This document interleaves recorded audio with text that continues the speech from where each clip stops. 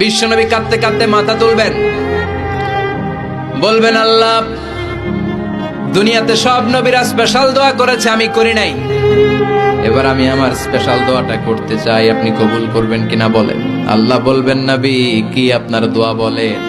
বিশ্বনবী বলবেন, আমার একটা উম্মত যার অন্তরের মধ্যে যাররা পরিমাণ ঈমান আছে, একবার আপনারে আল্লাহ বলে ডেকেছে, একবার আমি বিশ্বনবীর উপর দুরূদ পড়েছে, একবার শাহাদাতের বাণী আমার যে গুনাহগার উম্মত দুনিয়ার বুকে থেকে ঘোষণা দিয়েছে, ওই একটা উম্মত যদি জান্নাতে ঢুকতে না পারে, আপনি আমারে জান্নাতে ঢুকাতে পারবেন না।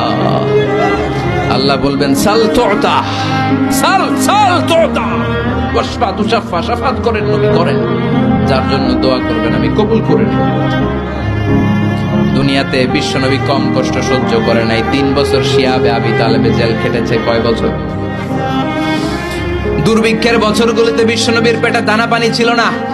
কলিজার টুকরা হাসান হুসাইন কই মাছের মতো ছটফট করেছে, জামিনে ক্ষুধার জ্বালায় বেহুশ হয়েছিল।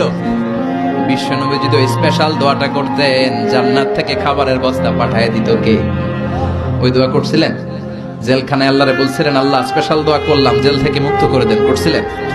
যুদ্ধের ময়দানে নিজের দাঁত ভেঙেছে, উহুদের ময়দান সাক্ষী, বিশ্বনবীর মুবারক রক্তে উহুদের ময়দান রঞ্জিত হয়েছে। সেদিনও বিশ্বনবী ওই দোয়াটা করে নাই। চিল্লায় বলেন ঠিক কিনা? তায়েফের ময়দানে বিশ্বনবী কয়েকটা জায়গায়, 3 জায়গায় বেহুশ হলেন। বিশ্বনবীর মুবারক দেহ বেয়ে রক্ত ঝরলো। ওই কঠিন বিপদের দিনও বিশ্বনবী এই দোয়াটা করেছেন নাকি? কথা বলেন।